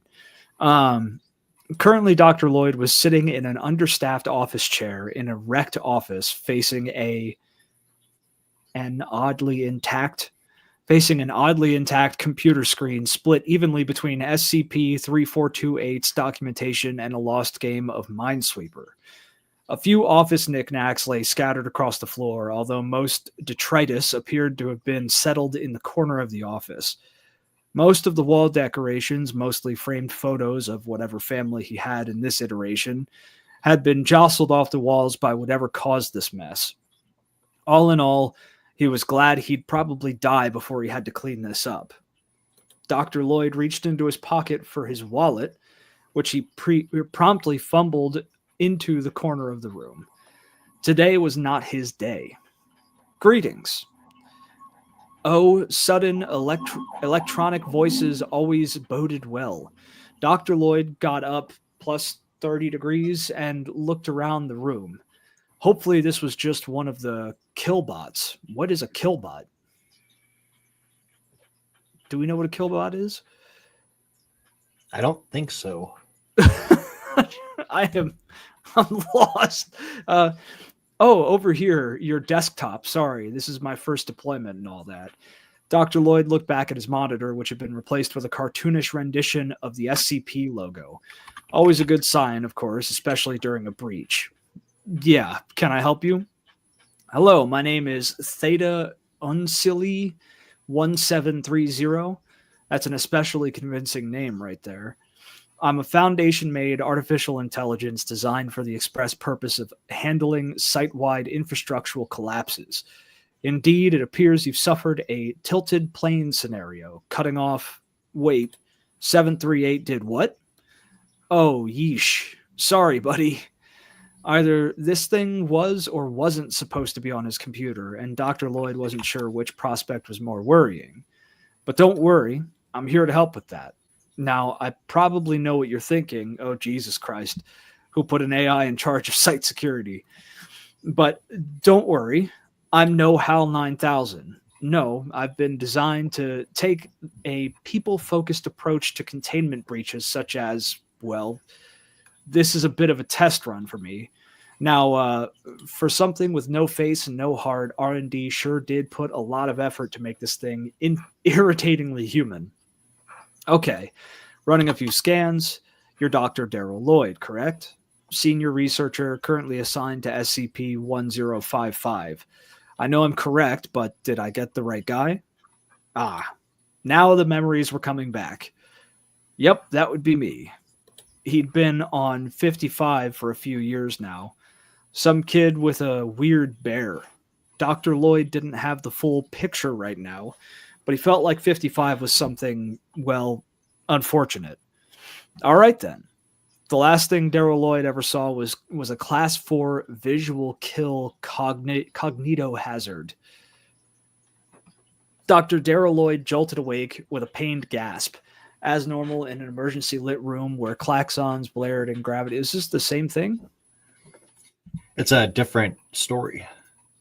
Okay. Klaxons blared and gravity was off by about 30 degrees, which was distressingly familiar. This time he maintained a firm grip on his wallet long enough to pull out his Foundation ID, coming face to face with his own spitting image. Seemed normal enough. ID number F-U03 Y00L1. F you, 03. Level, yeah, fuck you, 03. Level 3 clearance, Department of Info Hazards. He could extrapolate the rest from his rapidly recollected memory. Head of research on passive info hazards such as SCP-1160 and greetings. Dr. Lloyd yelped in surprise, accidentally throwing his ID across the room. Oh dear, I'm so sorry about that. You should, probably go pick that up. I mean, I already know who you are. You have a pretty distinct face. Well, no offense. I mean, still, best to keep your ID on you during a tilted plane scenario. Dr. Lloyd turned back to glare at his desktop monitor, which currently displayed a cartoonish Foundation logo. You already know what this is, or what that is, didn't you? You already know what that is, don't you? God. I'll skip explaining that part then. So, by chance, do you happen to be Dr. Darrell Lloyd? I mean, you are, but I gotta check, in case I got something wrong and all that. Dr. Darrell Lloyd thought long and hard about his answer. No. Huh. The last thing Darrell Lloyd ever saw was a Class 5 visual kill cognito hazard. So, what I'm taking from this is he's had many last moments because he keeps getting killed. It sounds like a time loop. He's in some kind of time loop. What do we know what a cognito hazard is?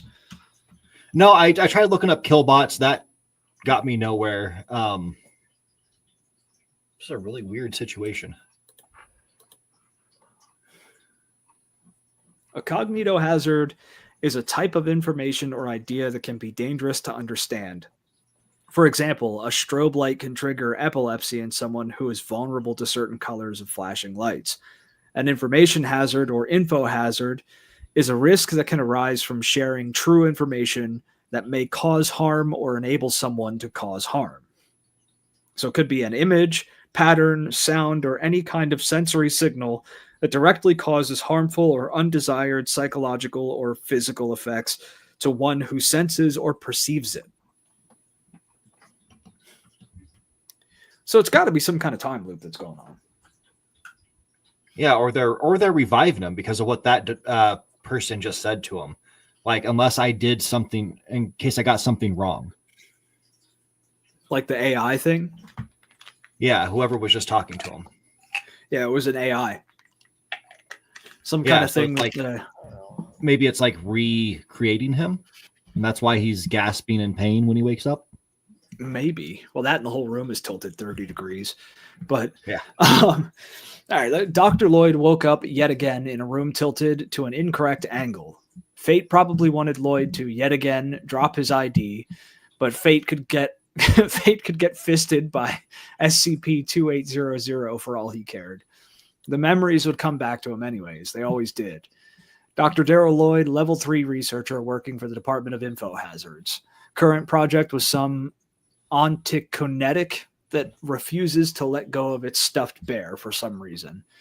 But he knew better than to question misplaced expertise. If there was anything he learned from his time in the Foundation, it was how to fit a round peg into a square hole. Regardless, Dr. Lloyd was good at what he did, with a reputation for competence and integrity. More importantly, he's pretty damn sure this reality had killed him twice already. Greetings. He wasn't sure he'd ever get used to that grating electronic voice. For now, it was best to ignore it. Just Lloyd's luck. The door to his office, which seemingly opened inward, was situated at the top of the incline. He might be able to get some traction from the office carpeting, but if that was his lifeline out of a containment breach this bad, he might as well try for a different life. Sighing, Dr. Lloyd turned back to his desktop. Yeah, I get it. Theta Uncially 1730, something about a tilted plane, yada yada. Okay, you just skip to the part where you kill me. Weird, but okay. The last thing Daryl Lloyd saw was a class 4 visual kill cognito hazard. So it's the computer killing him. Yeah. It's this AI killing him. Because of some kind of breach. But, you know, a normal person would have loved to have been suddenly awoken from such an abrupt and humiliating death. Dr. Lloyd nearly screamed in frustration as he found himself back in the tilted office. No, of course he didn't expect that to work, but couldn't reality throw him a bone every once in a while? For God's sake, what did they even expect him to do here? Anything? Whatever. Existence was his absurdist mistress, and whether or not it wanted him to stay in his office, it'd almost certainly treat him better outside of it.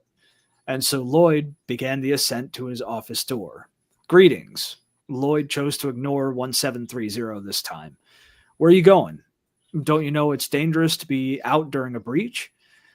What does that even matter?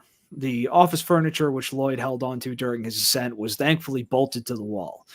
If I stay in here, you're just going to kill me. Well, of course I'm going to kill you. Standard procedure says I gotta kill SCP-1055 researchers if it dies in this state, or in this site. Geez, did you even read the manual? I'd punch this thing. Just throw something at it. Technically, he both did and didn't, but he wasn't about to explain his existential plight to a control freak AI. Either way, it wasn't long before he reached the door, which opened well enough. The door opened into a normal hallway, similarly lit and tilted to his own office. The halls were empty, of course, aside from Dr. Lloyd and a D-class welding A. The last thing Daryl Lloyd felt was a fire extinguisher cracking his head open. At least he died differently this time. All right, Dr. Daryl Lloyd wasn't a very inquisitive man by nature. He'd add that he'd never been, but he wasn't quite sure how much of his life he'd actually lived. Oh, fine. He was usually a researcher, and they were pretty inquisitive about science. After all, that's what researchers do, research. But when it came to the metaphysical questions that plagued his mind, like, am I me or just a collection of my cells? How can one be moral in an existence where the only meaning in the universe is what one makes of it? Or who created me and how can I demand a refund? Viable question. Daryl Lloyd preferred not to think about it too hard. But hot damn if why do I keep waking up in the same room wasn't at the top of his fucking list. Still, existence couldn't keep him in here forever. Lloyd searched through his desk for something he could reliably defend himself with. He didn't have his gun on him, for some reason, but if he played his cards right, he wouldn't need it.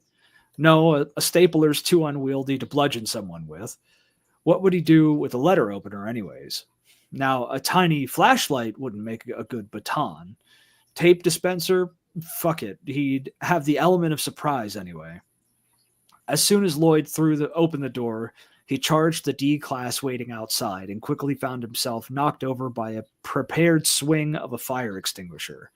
The last thing Daryl Lloyd ever saw was a near feral 6'2" woman pounding his face in. What the hell? So he keeps waking up and trying to get further and further out of this room. Yeah. And there's some woman with a fire extinguisher who's 6'2" and feral. Yeah, so skip the next story and go to the one after that. Okay. All right. I know you're out there. This one? Yeah. All right. The force one needed to exert to stand against the adjacent line on a tilted right angle wasn't a physics question he ever expected to answer. Still, he'd run out of ideas getting out of this locked room mystery, so he might as well try the power of friendship. For a few seconds, he thought on how he was literally and figuratively pushing against a wall before a rough voice replied, "Yeah, that's two of us. What tipped you off? The breathing? It's complicated. I suppose you expect to kill me as soon as I walk out." No, I'm just waiting here with milk and cookies for grandma, from grandma. Yeah, no, you slipped me that cute little ID of yours and we're good. At least she was honest. And do tell, what do you intend to do with my ID? Do you think you could scrape off my fingerprints to the biometric scanners? Maybe I wrote my passwords into one of them to help me remember when I suddenly forgot at the door. Or maybe you're some sort of master of disguise, able to shrink a few inches and grow a penis at will. What? 8 years? Too late for that, unfortunately, but I can manage. Hell, got this far before the horns. Indeed. This woman was a good case for bringing back monthly termination. I don't want to die any more than you do, and I want to kill you even less. Do you think you could be a deer? And the D class had a sharp laugh, like a witch about to burn. That might have terrified a man living a less absurd existence. Oh, sure, yeah, you don't want to kill me. Shit, this whole place is just a haunted house, and I didn't gotta fight. What? What?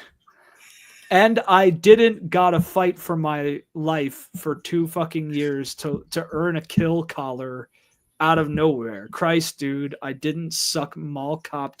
Okay, what the fuck am I reading at this point, dude? What is this? What? The end of the story changes. That's why I said read this one. What? Who did this? Okay. That was, well, he hadn't heard that appellation before. Do you want an apology? Fine. I'm sorry for subjecting you to unspeakable terrors at the cost of life in prison for crimes you almost certainly deserve to. Fuck you too, asshole. You think I chose to be a criminal? You think I like this? I fucking don't. The D class slammed her fist into the door. At least that's what it sounded like. I could have been fucking married. Physics had a bit of ruining emotional moments, just as it had a habit of breaking open doors once they're stressed too hard. Lloyd was lucky he didn't crack his head open as he fell onto his ass as this woman fell into his lap. Hell on the legs, though. Lloyd had a better look at this woman now, and she was exactly as disheveled as he remembered, and worse. Both skin and suit were covered in scratches and splinters to the point that her ID was barely visible. It didn't quite help the whole thing framed a body nearly as wiry as the hair on her head. Lloyd wasn't sure if the circles around her eyes were supposed to be prison makeup or if she was just that far gone, but it didn't speak well for her in any case. D952 blinked before breaking out into another crackle. Fuck, well, that ruined the moment, didn't it? Let's just get out of here. So him and the woman escaped them. Yep. Should I go to the next one or what? Yeah, that's still the same story. Jesus, man, how does this go? How far does this go? Just a little bit further, and then it ends the story. And that's Okay. where we'll stop. We'll stop at the end of this one. Okay. Why didn't you kill me? D952 looked back at Lloyd, barely missing a beat in her steady stride along the tilted hallway. I was supposed to kill you? Nah, man, I just wanted your ID. Plan was to beam you with the hydrant, then take it while you're out. That would probably kill me. Well, here was the esteemed Dr. Darrell Lloyd, the immortal legend, esteemed researcher for the SCP Foundation, reduced to escorting a violent wildling through the ruined interior of Site 56. What would the desertion committee before which he earned his doctorate think? Assuming he had actually existed for that memory. How might his employers, the last, best hopes for humanity, snark, SNRK, what is that? So I was trying to see what D952 was. That's this woman. Yeah, I'm trying to get some more. I have no clue what snark means. How would they view his fall from grace before and after they put a bullet through his head? Who knows? Life never turns out the way you expect it to. In any case, 952 shrugged. Maybe, but nah. I've only ever killed like 3 people. 952 turned back to Lloyd with a knowing smirk, but if she was trying to imply something, Lloyd didn't get it. And like at least one of them deserved it. Charming, really. Lloyd almost preferred when 952 was trying to murder him. At least then her emotions made sense. The hallway, as he remembered, was located just outside the high-value anomalous object storage wing, which meant security would be a little tighter. How 952 found herself here without getting shot was anyone's guess, but they wouldn't be going back into that wing if they actually got out. If Dr. Lloyd wasn't too keen on letting a D-class escape, but shoot on sight was the rock between D952 is taller and stronger than me's hard place. But Lloyd digressed. Each end of the hall had a biometric scanner, fingerprint-based, which was useful when you didn't have to deal with shapeshifters, who these were a floor below. One of those newfangled smart screens connected to whatever Chinese room, phrase he somehow knew in this iteration, Director Harper had installed in 56. Instantly processed your thumbprint, which then told the door whether or not it had permission to open up. Of course, if you wanted an analog out, you had to enter the service tunnel. Lloyd did not want to enter the service tunnel. Nobody wanted to enter the service tunnel. The impulsive moron Lloyd was stuck with was already pushing at the door by the time he came by. Whatever, looking down at the screen. The last thing Daryl Lloyd ever saw was a Class 4 visual kill cognito hazard. Agree, Daryl Lloyd's keyboard was slammed against Daryl Lloyd's computer monitor. This was followed by Daryl Lloyd's chair being thrown into Daryl Lloyd's office walls, then Daryl Lloyd's office supplies being broken by Daryl Lloyd's hands, and finally crescendoed into Daryl Lloyd's body throwing itself into Daryl Lloyd's desk. The last thing Daryl Lloyd ever did was to curl up and wait for death, which came in the form of a bullet to the head. Yeah, so it sounds like they're trying to lead him somewhere, and that when he dies, everything resets. Okay. Because I'm assuming D952 is also the same feral woman, because it's 6'2", feral woman that killed him earlier. Yeah, no, it's the same woman each time. Yeah, so it's some weird time loop, which I did look into her really quick. She is this is her job title before she became D952. She was a full music astrobiologist, whatever that means. Her name was Veronica Fitzroy. Okay. Yeah, it took me a while because there's another SCP-952, which the link in this one sends you to, which is about an album. Yeah, it's weird, like a music album. This is weird, man. Yeah. Yeah, So it's bizarre. You think the Foundation is like intentionally killing him to reset time and shit? Yeah. To stop whatever 952 is trying to do, I'm assuming. Because she admitted she's a criminal. So she's doing something bad now. Well, I think with that, like, she had an ID badge and shit. Like, I think, or not an ID badge, but she had like this uniform on. So I think that like maybe she's a criminal, but she's like forced to work with the SCP Foundation, if that makes sense. I think they might do like penal conscription. Yeah.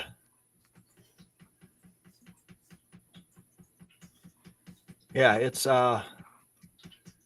bizarre, but all these things, this one just led down a rabbit hole of a bunch of other things. As you were going through it, I was actually just going through and clicking the links and seeing what else we could pull up. So we have a couple SCPs lined up now. Yeah, and this one, it might be worth looking more into then. Yeah. But yep. This is yeah. weird. I figured we'd stop there because that one is stupid long. Stupid. That is, I feel like it. I don't know. Maybe I would have more fun reading it than speaking it. That's what I think. Yeah. Yep. Yeah, so next time we're actually going to do probably go over her more because she has a full page just on her. Maybe it'll indicate why they're there, like what's From going what on. I've seen, it doesn't. Oh, okay. Of course it doesn't. No, of course it doesn't, because everything with this thing just it can't make sense. We can't have any SCP shit make sense. Yeah. Oh, no, never mind. Never mind. We're What? gonna do one that will probably explain this one. Okay. Just found one. Dope. Okay. Okay. Yep.